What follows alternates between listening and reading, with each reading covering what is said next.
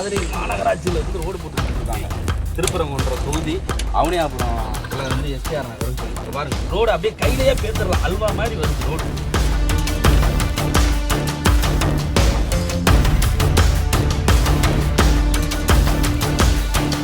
கடந்தாலே ஒரு இடம் இல்லை, எல்லா இடமும் தரமலம் கடந்தாலே போட்டு அப்படியே புரியுது.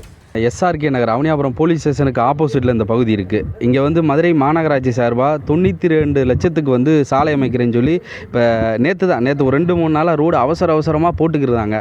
அவசரமாக போடுறப்பே நம்ம சொல்கிறோம், இங்கே ஐயா இந்த ரோடு வந்து சரியில்லாமல் போடுறீங்க, இந்த ரோடு ஒரு 10 நாளுக்கு கூட தாங்காது அப்படின்னு சொல்லி அதிகாரிகள் துணையோட இந்த ரோடை போட்டு முடிச்சுட்டு 2 நாள் ஆகலை. அங்கே பார்த்தாலே தெரியும், ரோட்டில் போடுற இடம்புற ரோடெல்லாம் அப்படியே பேர்ந்துருது, போயிடும், அப்படியே தனித்தனியாக பேர்ந்துருது. 92 லட்சம் ரூபாய்க்கு ரோடு போடுறவங்க தர எவ்வளவு, எப்படி சொல்கிறது, சைக்கிளில் போனால் கூட வலிக்கு விழுந்துடும். சைக்கிளில் போனால் கூட தர வந்து தார் ஊற்றலை, ப்ராப்பராக அந்த சாலை அமைக்கிறதுக்கு அந்த ரோலர் ஓட்டுறது எந்த ஒரு நடைமுறை இல்லாமல் மக்கள் பணத்தை வீணடிக்கிறதுக்கும் பணத்தை வந்து வேஸ்ட்டு பண்ணுறதுக்கு இந்த ரோடை போட்டிருக்காங்க. இந்த ரோடுனால இந்த பொதுமக்களுக்கு மிகப்பெரிய சிரமம். இந்த ரோடு ஒரு 20 நாளைக்கு கூட தாங்காது. நீங்களே லைவாக பார்த்தீங்கன்னா தெரியும், அந்த கேமராவில் நீங்கள் லைவாக போய் காட்டிருக்காங்க. அப்படியே ரோடு காலில் மிதித்தாலே சைடில் பேத்துருது.